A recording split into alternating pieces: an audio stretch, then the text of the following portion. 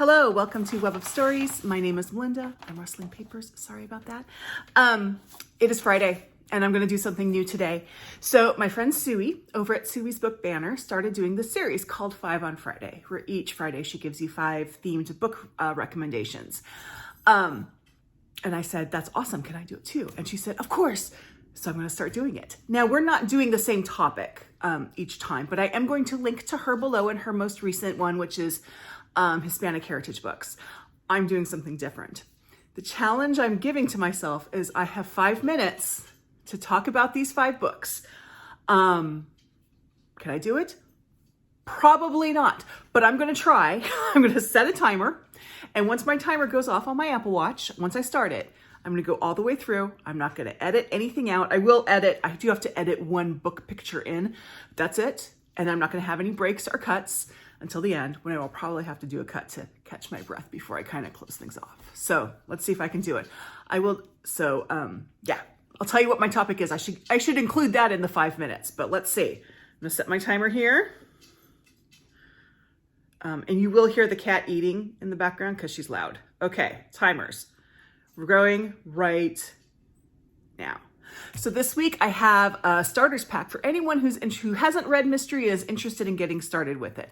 I have 5 books, 5 different sort of subgenres ish of mysteries that I would recommend. So the first topic I have, or the first subgenre I have, is a classic, which of course means I am starting with Agatha Christie. You're going to get a bonus pick out of here because I actually debated between 2, one of which was The Murder of Roger Ackroyd, which was sort of a turn the world upside down the world of crime writing upside down when it came out. I opted against that one because I don't think it's the best Poirot to start with. So instead, I'm using her classic, And Then There Were None. This is a standalone, so you don't have to worry about it being in a series. It's about a group of people who are invited out to an island, and once they're on the island and they're stuck there without a way to get off, they start dying one by one. They start being murdered one by one. And who's doing it? Fantastic. This is a haunting book. It will stick with you.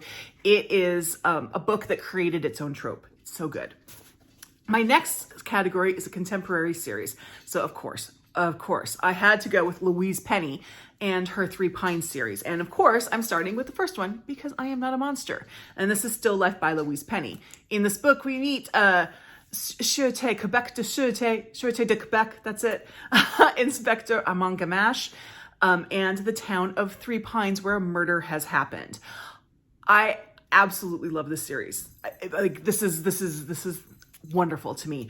I will say, some people don't get into the series until about the 4th or 5th book. I was into it from the beginning. However, if you read Still Life and you're like, I'm not sure about this, give it 5 books. I know that's a commitment, but it'll probably be worth it. Give it 5 books to see if you like it. Because a lot of people say it really picks up around the 4th or 5th book. But Louise Penny, Still Life, the Gamache series. And now I have contemporary literary mystery. And for this one, I am doing Miracle Creek by Angie Kim. I read this a few years ago. This is about a family that has sort of a experimental medical facility and something goes very wrong and there are deaths. This is part description of what happened, but also courtroom mystery. It talks a lot about different issues that people are dealing with now. I absolutely loved it. Highly recommended it. Great book club book. I've heard Angie Kim's second book, Happiness Falls, is even better, but I haven't read that yet. It's still up on my TBR shelf. Okay, number 3. I'm doing really well so far, I think. Oh, okay, maybe not.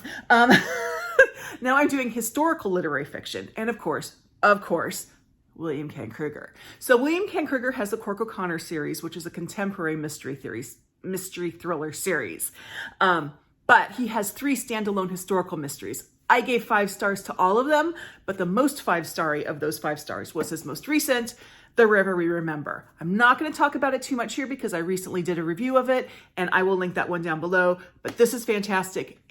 All of his books are fantastic, but this one I would recommend starting with because I think it's the best. Okay, finally, oh my gosh, we're doing well here. I might actually make 5 minutes.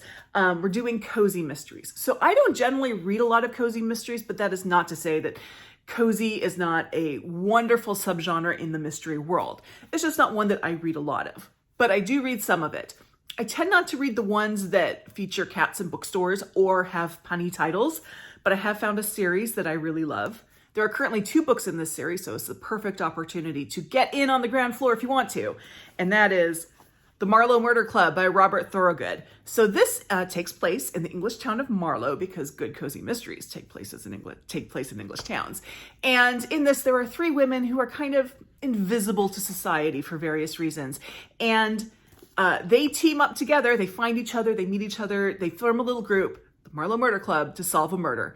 It is awesome. I really enjoyed this book. This also will give you a little taste of that older protagonist trope, because one of the members of the Marlow Murder Club is in her late 70s, and she is awesome.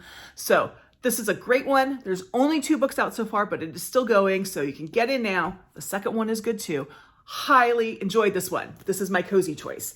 And oh my gosh, I have 33 seconds left. I did it. Woohoo! I can't guarantee that I will do it every week, but this week I did it in 5 minutes.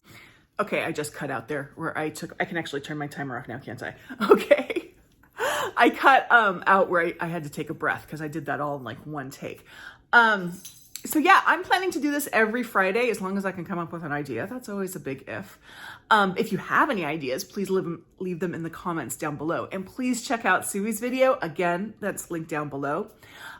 Feel free to subscribe my channel, and of course, feel free to join my Discord, because it is a great way to have a conversation. It's a little easier than the YouTube comment section. So thank you very much.